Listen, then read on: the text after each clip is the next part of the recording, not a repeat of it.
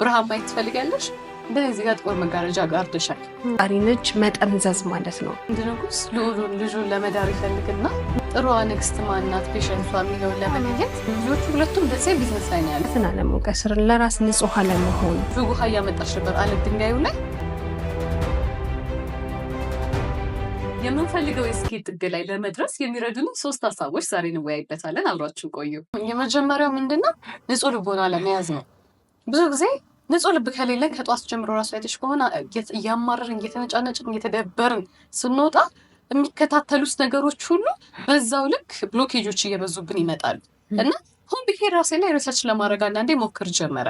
እስቲ ዛሬ የሆነ ክሊንስ ያደረገ ጥሩ አመስጋኝ ልብ፣ ደስተኛ ልብ ሆነ ላይ ያስል ለካ የሆነ የምንስበው በራሱ የሆነ መንፈስ ቅዱስ አለ። እና ምን ገባኝ፣ እነዚህ ኔጌቲቭ ኢነርጂዎች በራሳቸው ላይ ጥላቻ፣ ምሬት፣ ንዴት ገና ለገና ያንን ሁሉ ፕላኔን ገና ለገና አረጋለሁ ሞመንቱን አለመኖር በራሳቸው ንጹህ የሆነ ስፒሪት ስለሌላቸው መንገዶቻችንን ብሎኬጅ ይፈጥሩብናል። ልክ ብርሃን ማየት ትፈልጋለሽ?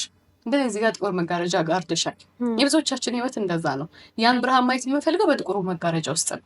ግን እነዚህ ነገሮች ሲነሱና ሲቀሉ ፖዚቲቭ ኢነርጂ ሲኖረን ጥሩ ማይንድሴት ሲኖረን ነው በራሱ ጥሩ ነገሮችን ወደኛ አትራክት ማድረግ የምንችለው። እና ለራስ ንጹህ አለመሆን ማለት ያጠፋናቸው ጥፋቶች ለራስ አለመራራት ራሱ አንዱ ብሎኬጅ ነው። በቃ የምንፈልገው ቦታ እንዳደርስ ከሚይዙ ነገሮች አንዱ ከኤክስተርናሉ በላይ ኢንተርናሉ ነው ራሳችን ውስጥ ያለውና ንጹህ ልብ መፍጠር የሚለው ላይ ራሳችንን ክሊን ማለት ያጠፋነው ካለ ይቅርታ ማለት ለሰዎችም ከሆነ ለራሳችንም መስራት የሌለብን የሰራነው ነገር ካለ ትተን እሱን ይቅርታ አድርገን እንደ አዲስ መነሳት አንዱ ብሎኬጅ ይሄ ነው። በቃ ሁሌ ከውጭ ያለው ነገር ተስተካክሎ ውስጣችን ጋር ካልተስተካከለ ግን ምንም የምንፈልገው ቦታ ቀርቶ ማድረግ ያለብንንም እንዳናደርግ ያደርገናል።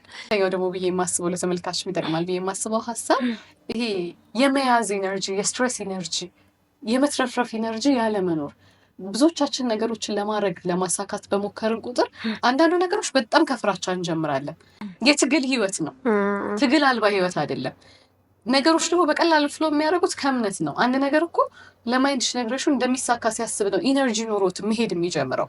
የመትረፍረፍ ሜንታሊቲ ስለሆነ ማለት ነው። እኛ ግን ይሄ ዘግተን ከንትኑ ስለምንጀምር ፓወር ራሱ አንሰጠውም።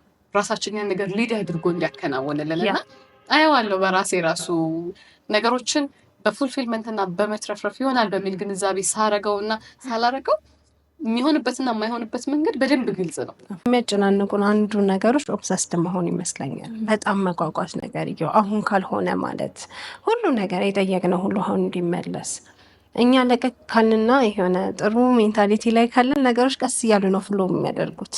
አንዳንዴ ልንከለከልም እንችላለን በጣም ይጓጓንለት ነገር ግን ከምን ፕሮቴክት እየተደረግን እንደሆነ ስለማናውቀው በፖዘቲቭ እንየው። የኦብሰሽንን አንዱ ማላቀቅ የምንፈልገው ቦታ ያደርሰናል ብዬ አስባለሁ። ከስትረሱ ባሻገር ስትረስም እንዲፈጠር ያደርጋል።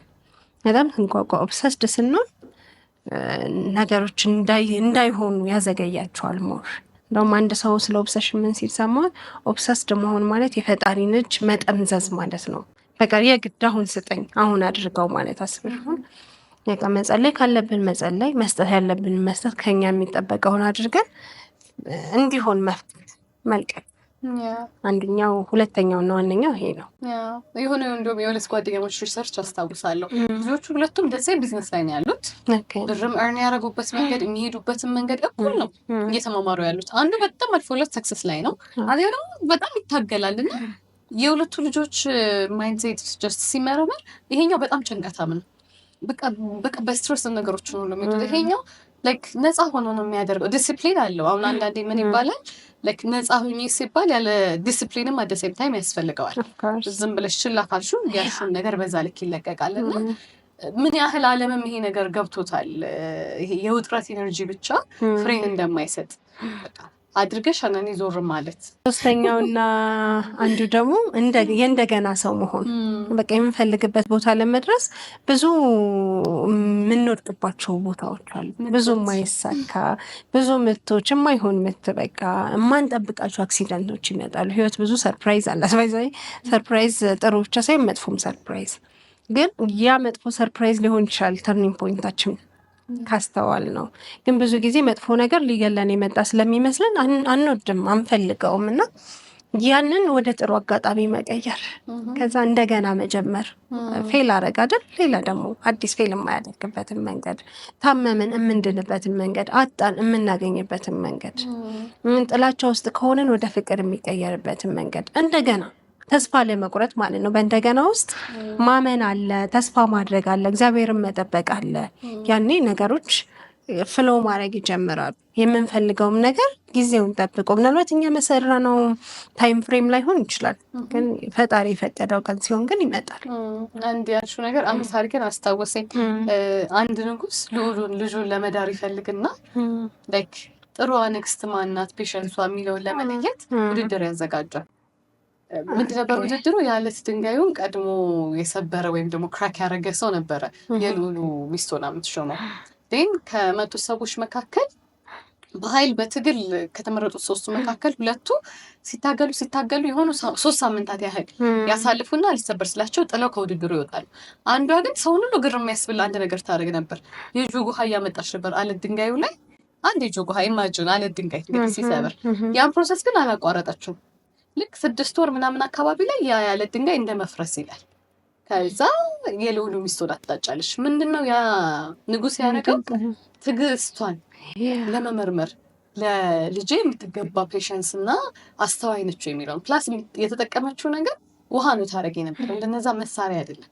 ከዛ እለት ተዕለት ነበር ያን ነገር የምታደርገው። ላይፋችንም ላይ እንዴት ነው እንደገና ነገሮችን በትንሽ ጠብታ ከማድረግ ይልቅ በኃይል እንመታን የሆነ ሳስ ላይ ያልተሰበር ሲል እንወጣል። ገባሻ? ጸሎታውን ለምሳሌ ሰው ማድረግ ይፈልጋል። አቴንሽን መሰብሰብ አልቻልኩም በቃ አቃተኝልና የሆነ ሳምንታት ከሞከረ በኋላ ጥሎ ይወጣል። ስራ ላይክ እኔ የሆነ ጊዜ በጣም የሚያታግሉኝ ስራዎች ነበሩ። ሲስተም ውስጥ ግን ከሆነ ወራት ጋር ሲገቡ ቀጥ ብሎ መሄድ ይጀምራሉ። እና እዛ ሲስተም ላይ እስክትገቢ ድረስ የእንደገና ሰው መሆን ኦፍኮርስ ባድ ስፒሪትም እዚህ ምድር ላይ አለ።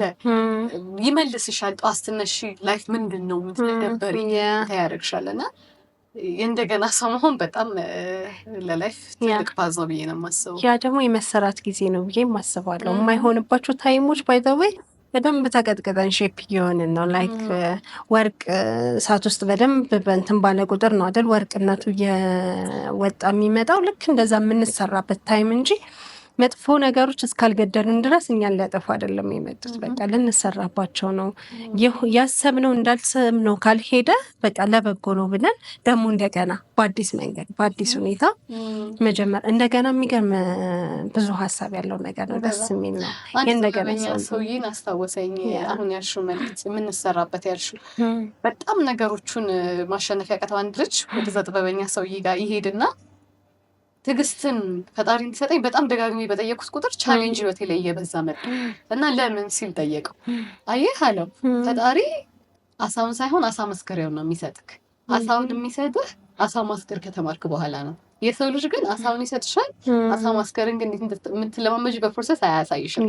ስለዚህ ቅድሚያ መሰራትን ነው የሚሰጥሽ። ለምን ለዘላለም ህይወትሽ ያ መሰራት ምንም አይነት ቻሌንጅ ቢመጣ ፋይት አድርገሽ እነዛን ነገሮች ማለፍ ትችያለሽ ያለው እና የፕሮሰስ ምንድነው? ከእንደገናው ባሻገር ትዕግስትን ትማሪያለሽ። ስቢተኛ የነበረ ሰው ዝቅ ማለትን ይለምዳል። ያልተሰራ ማንነት ላይ የሚመጣ ነገር ሁሉ መልካም ቢሆን ራሱ ያጠፋናል። ምክንያቱም ያንን የሚያስተናግድ ሜንታሊቲ እንዴት ማኔጅ ማድረግ እንዳለበት ዝና በበዛ ቁጥር ገንዘብ በበዛ ቁጥር እሱን ማኔጅ እንዴት ማድረግ እንዳለበት ሰው አውቆ ነገርየው ካልመጣ ከሰውየው በፊት ነገርየው ከቀደመ ያጠፋዋል። እሱ ተሰርቶ ግን ሙሉ የሆነ ማንነት ላይ ግን ያ ሲመጣ ነገርየው ሊድ ያደርገዋል። ብዙ ሰዎችን ይጠቅማል። በዝናው ብዙ ነገር ማድረግ ይችላል። በገንዘቡ ሰዎችን መጥቀም ይችላል። ብርሃኑ ማብራት ይጀምራል ማለት ነው። ሰው እንደገና ስንሆን በደንብ እየተሰራን ነው። ተስፋ መቁረጥ የለብንም። እንደገና ሰው መሆን መሰራት ነው። የተሰራ ነገር ላይ ደግሞ ምንም ነገር ሲመጣ ልክክ ይላል።